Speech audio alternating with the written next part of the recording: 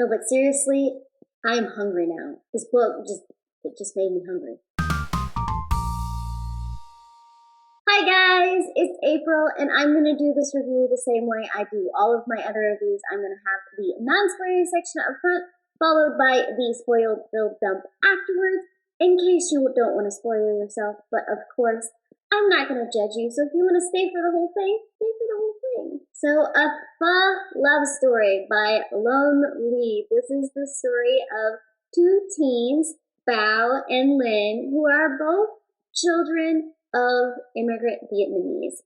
Both of their parents own competing pho shops, and up until this point in their life, their senior year, their paths really haven't crossed. Maybe once, and then they realize that their family has some kind of tension between them, but it hasn't been until this moment that their paths have started to cross. Bao doesn't really know what he wants to do with his life. He's somehow found himself in the middle of a journalism class. Lin loves to paint. She is an artist soul, but it's not something her parents think can support her in her future. But it just so happens that her best friend is part of the journalism team.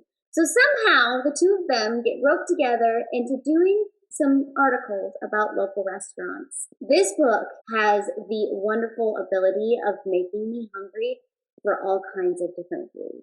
I love Vietnamese food. I love Japanese food. I love Korean food. I love Asian food in general. But the way they talk about both of their mother's food and the food in the restaurant and everything that is created as they're going to all of these other restaurants, I just found myself salivating and imagining the food. I just wanted to eat it. By the time I finished this book, I was already planning where I was gonna go pick up a banh mi, because I absolutely love banh mi. I was trying to decide if at some point in my future I wanted to go and pick up some pho, because pho is amazing. And I'm probably going to do both. That is the power of the words within this book. Now, the story between Lin and Bao itself is a very Romeo and Juliet type story, but more of a Asian cultural twist. So you have both of these kids who are very much trying to honor their parents, but at the same time, they don't necessarily understand the history of what has gone on in the past and why these families have so much animosity towards each other.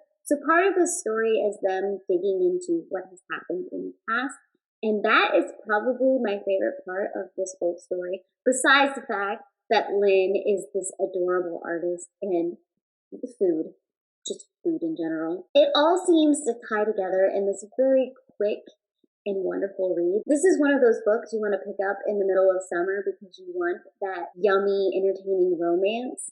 This is it.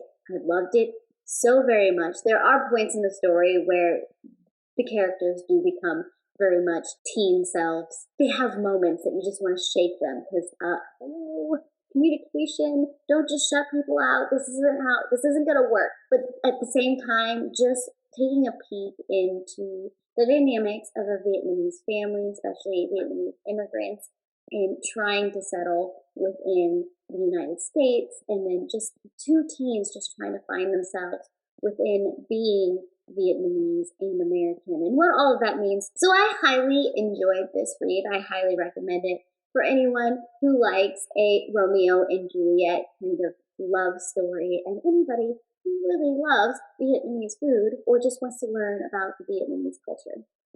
This right here. So this is the point in my review in which I'm going to start going into some spoiled stuff. So if you don't want to spoil yourself, go read the book, come back, and we can start a conversation.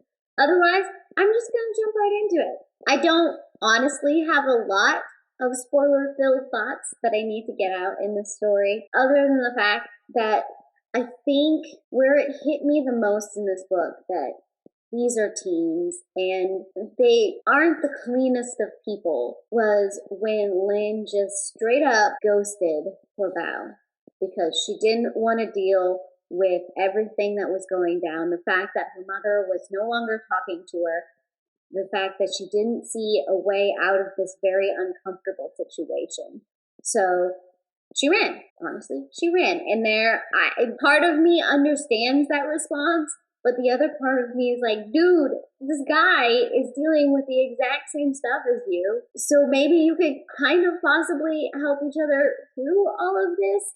And I know it's kind of part of the culture at this point of the children honoring the parents and how strong that kind of tie is. But I just remember thinking at one point when Lynn's parents are so very disappointed in her and demanding to know why they would dishonor them in this way, why she would do this to them, why she would lie repeatedly like that. And part of me in my brain was like, none of this is about you. It was all about her finding herself. It wasn't to spite you.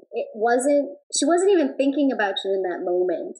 And I know there is some conflicting thoughts in some of that because it does seem really selfish to say comments like that she wasn't thinking about you.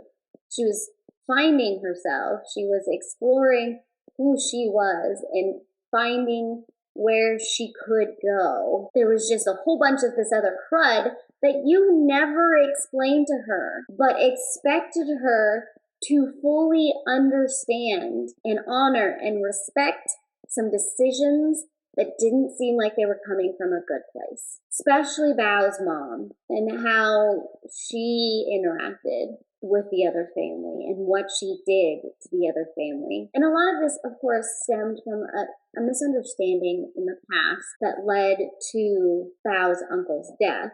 It was just interesting how through all of this at various different points, the parents were all talking about, this is for your future. We wanted you to be more comfortable than us. We wanted you to find stability. We wanted you to think about the future. It isn't about the past. It's about moving forward. But at the same time, this grudge was being held that was holding them back from all that. I don't know. I found it interesting. Tell me down below what your thoughts are on this book. I would love to hear them. And of course, if you want to see more content like this, subscribe down below, hit that bell, get all of those notifications, and I hope you beautiful places.